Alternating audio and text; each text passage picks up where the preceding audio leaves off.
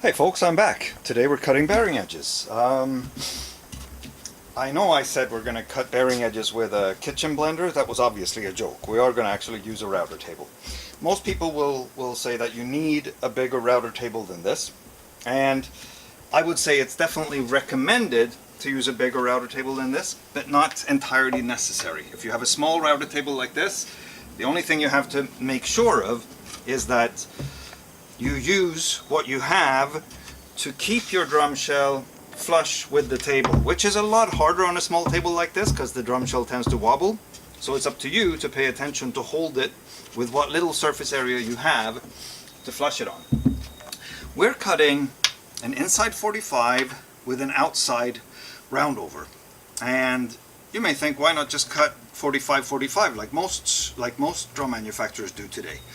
And the reason is, I really like outside roundovers because it gives a little bit more vintagey, fat sound, and that is due to more contact between the head and the shell where the head curves over the roundover bearing edge.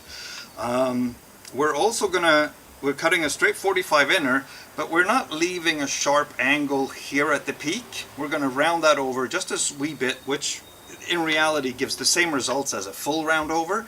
I just find it a little easier to cut a 45 round over, and it looks nicer, and I already have a 45 on half of my edges, so it cuts down on the amount of work. So on these 4 drums we're going to go ahead and do that.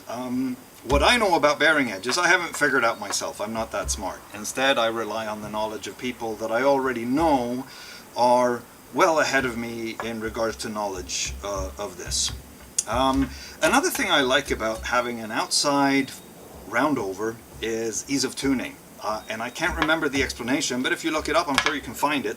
There is an explanation why it's easier to tune a drum with outside roundover bearing edges.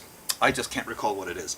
We're going to start with the inner 45 on the edges that we've cut off using the table saw, where we now just have a straight edge like this. We're going to cut that inner 45, and then we're going to go and cut all the roundovers. One thing that's important to remember, when you set your height of your router bit, you want to make sure that you're not taking off any of the shell's height. If you do, when you come back round again after one lap, it's going to continue taking off and you're actually spiraling down, and if you just keep going around and around, you're just going to remove the whole drum shell. So it's important to make sure that you're always leaving a little bit, and that's what's going to keep it flush and straight.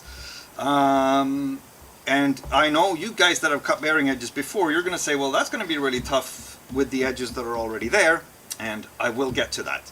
We are targeting having the peak of the bearing edge right around the center, or just outside of the center of the shell thickness. So anyway, I'm going to get started, and then I'll explain more about that as we get going. Hearing protection is really important when you're routering. Routers make a really loud screaming noise, and it will wreck your ears if you don't protect them. So please wear your hearing protectors.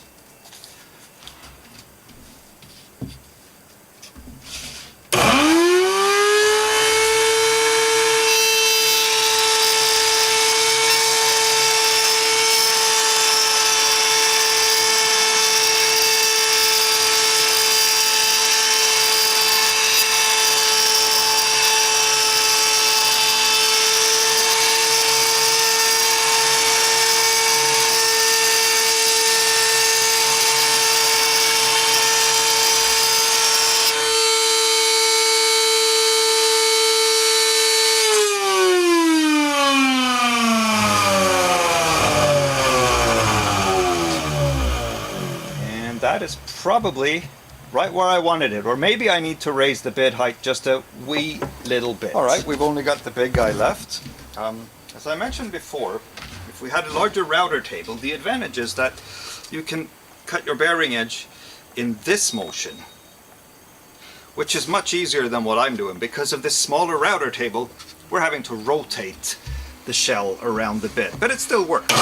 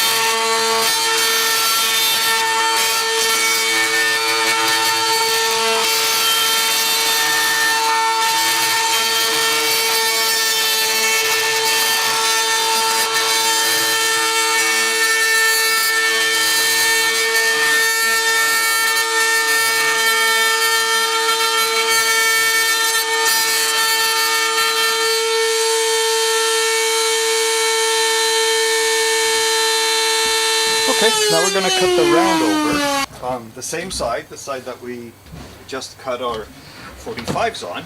And it's the same process. You set the bit height, try it out, test it on a scrap piece of wood, and once you reach the desired height, you can go ahead and start cutting your outside round over.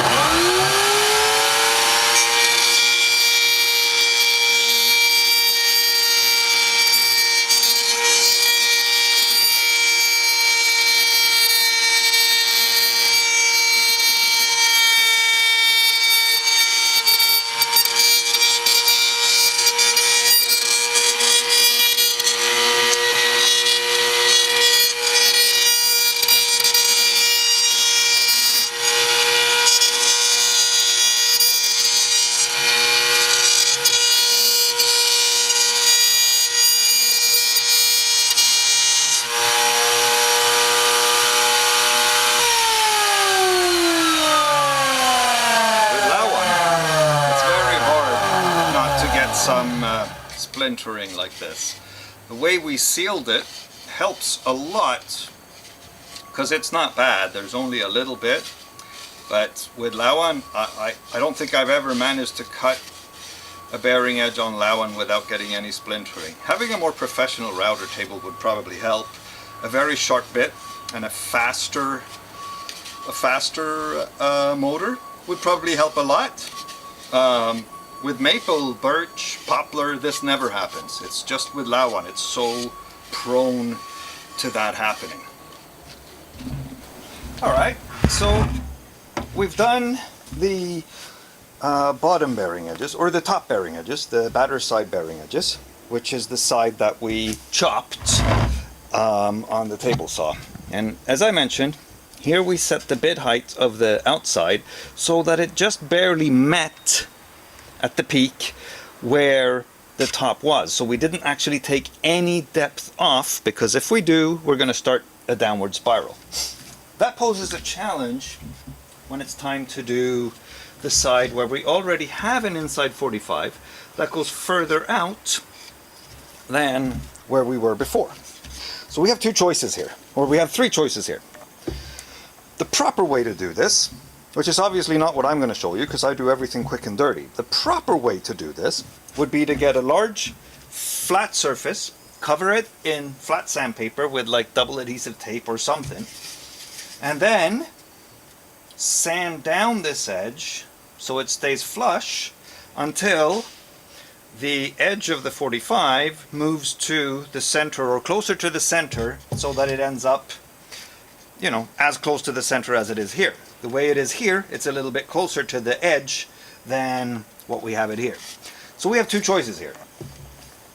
What I do sometimes is I set the bit height so minutely too high that we do actually end up in that downward spiral that I mentioned, where we're reducing the depth of the shell, but it's by so little that we keep going round and round and round until we get to the point where it matches the same profile as we have here. And because that difference is so minute at this point, we're talking maybe 1/8 or 1/4 of a millimeter, it actually doesn't matter. When we sand it, we flush that out, and yeah, it's not 100% perfect. It's, if you put it flat like this and shine a light inside, you are going to see a gap on one of the parts. But let's face it, take any vintage drum from the 70s, 60s, 50s and do the same thing, and you'll find that these bearing edges are still superior to those, and they sound great. So we don't have to be too snobby with this. The other way is, so that's one way of doing it. The other way of doing it is to settle for having the resonance side peak of the bearing edge a little closer to the outside than it is on the inside. In other words, we don't end up with matching bearing edges on both sides of the drums. Hey, if Craviotto can do it, I can do it. That's the route I'm going to do. Not so much because I think it's better or worse, but it is less work. So that's what I'm going to do. I've done this before. I know the results are awesome either way. And Trust me, maybe you have really sensitive ears. My ears can't hear a difference. So that's what I'm going to do, because that way I end up with a perfect bearing edge. So I'm sacrificing a little bit the match between the two sides, but I do end up with a perfectly straight bearing edge on both sides. And whether that makes a difference or not in the end, it may make tuning a little easier, and I love tuning easier. So here we go. Hearing protectors.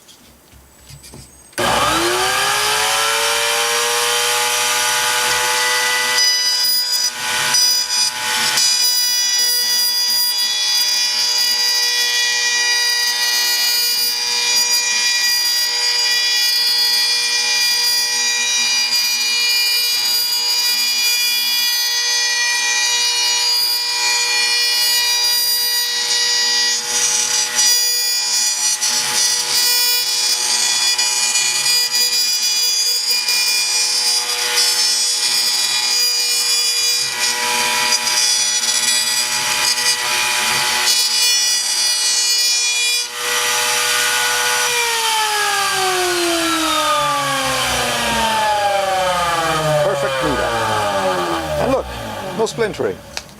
Maybe if I had done the other edges incrementally, a little bit at a time, slowly raise the bit height, go around, raise the bit height, go around, maybe splintering could have been avoided altogether, even on Lawan. Next time I cut Lawan shells, I'm going to try that.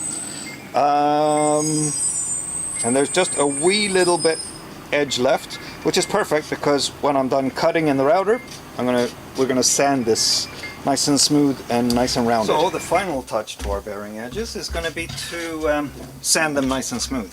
On the batter side, where I don't have to remove any of the black paint, we use a fairly fine paper because we want to make this smooth. Maybe 200, 240 grit, something like that.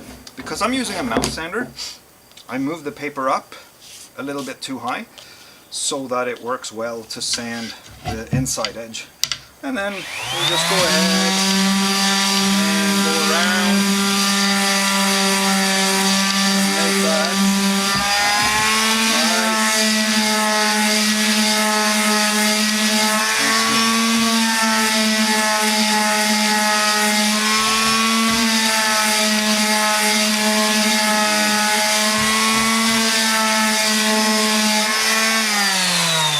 just like that, so it feels nice and smooth, like silky like to follow like this.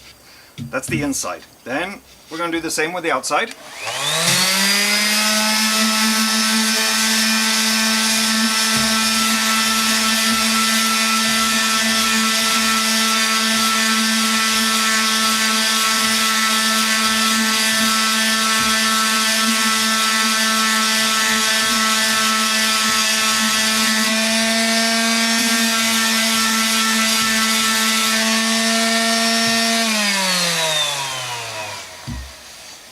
Just like that, again, till it feels really nice and smooth.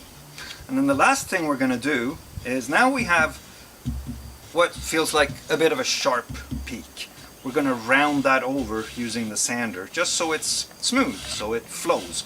That way we severely increase the contact surface between the head and the shell.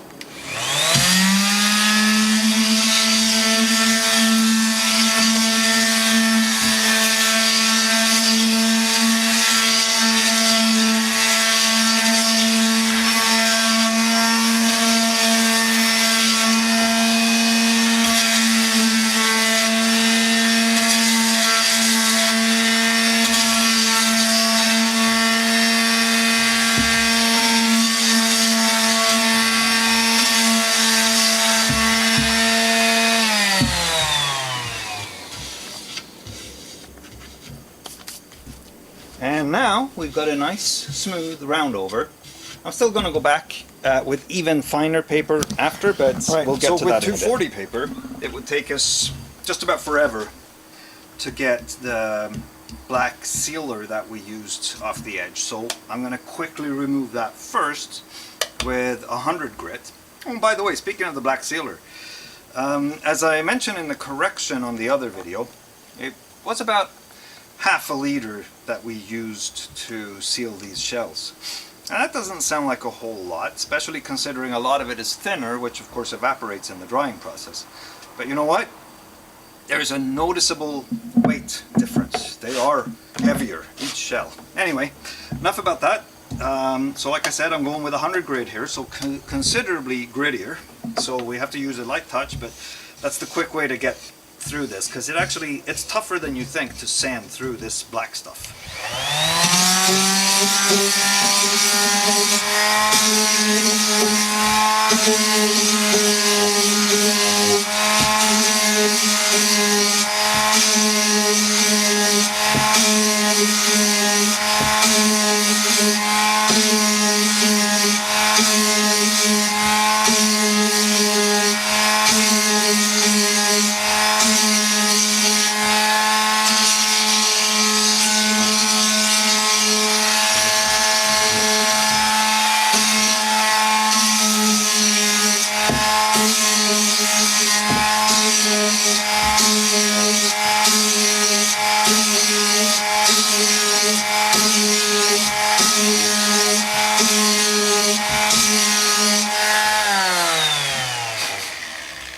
And that takes care of it on the first shell.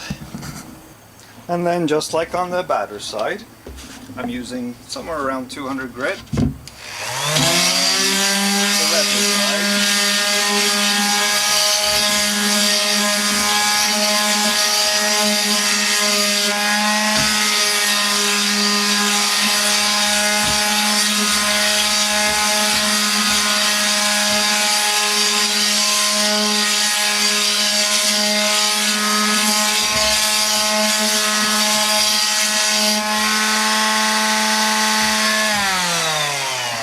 And the very last step of sanding, I give both edges a quick smoothing out with something in the neighborhood of 300 grit, just to make them really butter soft.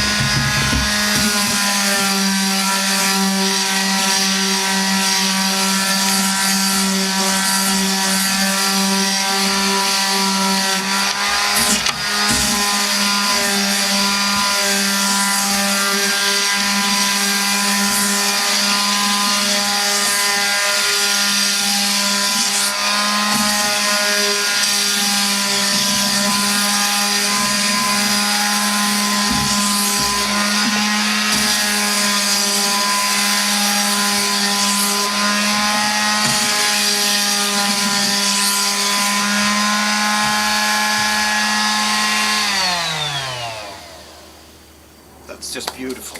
Now, I also promised we were going to talk a little bit about cleaning hardware in this episode. I'm going to reveal what my method is, and it might be the easiest method you can possibly find. I just take all the hardware apart, lugs, brackets, rims, whatever you have, throw them in the sink, add hot water and dishwashing soap, and use a Scotch sponge or a dish brush and clean them just like dishes, and then I put them on a towel and let them dry. You have to make sure they get really, really dry, because water, of course, is not good for mild steel. And when you're done, if you want, you can give them a quick dab with chrome polish. That makes them really, really beautiful. And because dishwashing liquid does dissolve grease, you do have to make sure you lube up your tension rods before you put them in. That's how I clean hardware. Thanks for tuning in, and I hope to see you guys in the next episode. Okay, here's what the finished edge looks like. All nice and sanded smooth. Very, very smooth, butter soft. But you can tell, as much as the methods are slipshoddy, and I did get some splintering cutting the bearing edges, but in the end, These are pretty good bearing edges. I've seen worse. I've seen better too. Next episode, coming in a few days, we're going to be installing the drum wrap. We're going to make isolation gaskets. Of course, a simple and low cost method for making isolation gaskets. And we will be installing the hardware. Stay tuned.